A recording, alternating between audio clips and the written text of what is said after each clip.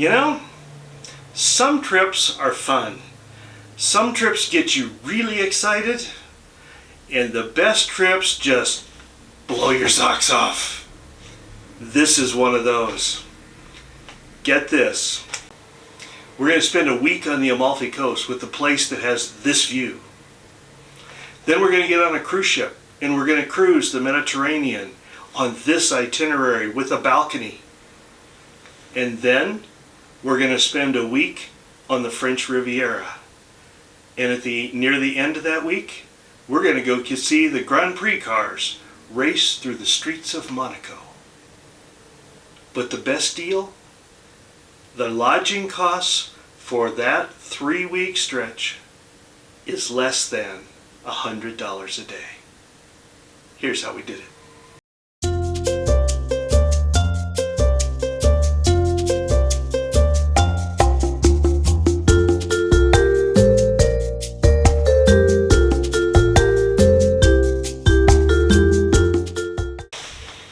Welcome back to my travel window and the story of how we booked our 3-week adventure in Italy, France, and places between.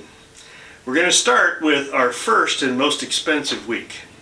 The Amalfi coast is an east-west protrusion on the western side of Italy, just south of Naples. It's world famous for spectacular scenery with a narrow cliffside road that winds along a dramatic coastline and winds through beautiful towns like Positano and Amalfi, as you see here. We saw these on a ship excursion earlier this year. And just off the coast is Prix, the island for the rich and famous. Obviously, this is a great vacation spot, but it's expensive. Let's say I decided today that I wanted to spend a week in Amalfi in July, 3 months from now. I picked Positano, middle of the coast. I go to a popular search site, booking.com. I search for hotels. What I saw today is 55 hotels. Only one of these is under $400 a night. The median is around $700 a night. That would never work for us. So what did we do? Exactly the opposite of the approach I just said.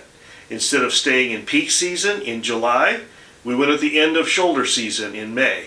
Instead of a hotel, we chose an Airbnb. We bypassed the center of Amalfi and looked for places at the end of the Amalfi coast near the mainland, which is also better from a transportation perspective.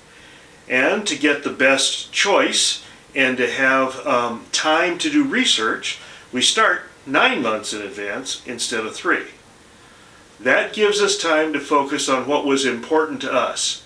Fabulous reviews, a good host, and a gorgeous balcony view. Oh, and instead of $400 to $700 a night, we have a place with this view for $154 a night. Okay, so now we've nailed down that end of the trip. Let's jump to the other end. Several years ago, we were on a cruise and we did a single stop on the French Riviera. We've been looking to come back there ever since. So we decided this time that we would try and spend a week somewhere near Nice. And Nice has a larger area than the towns of Amalfi, and it has a wider range of lodgings. We knew it would be possible to get fairly affordable housing here, but this time we decided to go for real affordable. Some of you may be familiar with home exchange. If not, you can get more information in the link shown on this page. I'll also put the link in the description. But in this situation, we had points that we've already built up in home exchange by allowing people to stay in our house while we were away. We decided to use these points to stay in a home in Nice. We've done this 7 times already. We've done it in places like Canada, San Francisco, New Zealand, and we have 3 more exchanges confirmed this year. Of course, there's no guarantee that you can find a compatible exchange on any given trip, but this one worked. We found a couple who agreed to let us stay in their nice home for a week using our points and 0 out-of-pocket expenses except for a $90 cleaning fee. Out of sight.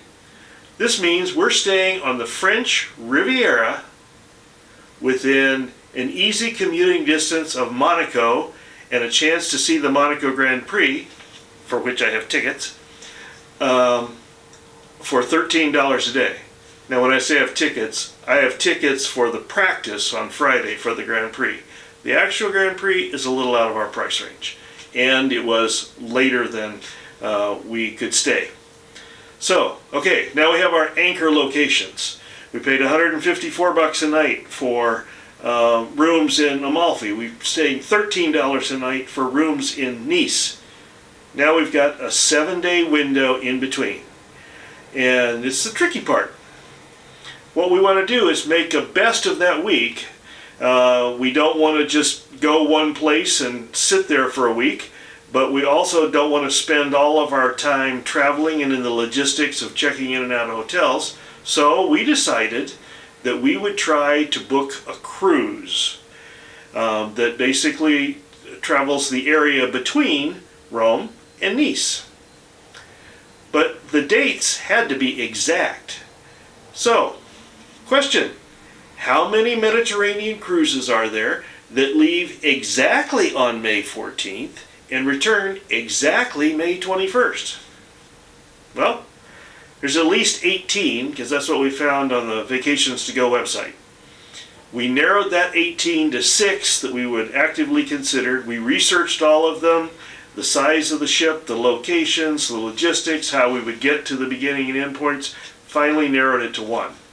Then we watched that one, waiting for the price to settle and make sure we had a good price, and we wound up booking it. It's an MSC cruise, and we booked it directly with MSC. We booked a balcony cabin. We could have saved more by staying inside. We took a balcony cabin for about 40% off the list price. Now, since the cruise price covers the room and the food and transportation, we had to try and estimate the actual value of the room itself. We came up with the room is about $60 each, or for the two of us, $120 a day. So if we'd chosen an interior stateroom, it'd be more like $80 and put us well under the $100 a night for the whole trip. So what do you think? Did we do well? What would you do differently? Let me know in the comments. If you like this content and you want to see more like it, remember to subscribe and hit the notification bell. Then you'll be notified when new content arrives, including the follow-up video that I'm going to do to this one in a few weeks, where we tell you how it actually worked. It sounds good on paper, but will it actually work? And if you want to see more videos about cruising or cruise ports, check out the video shown here. Until next time, safe travels.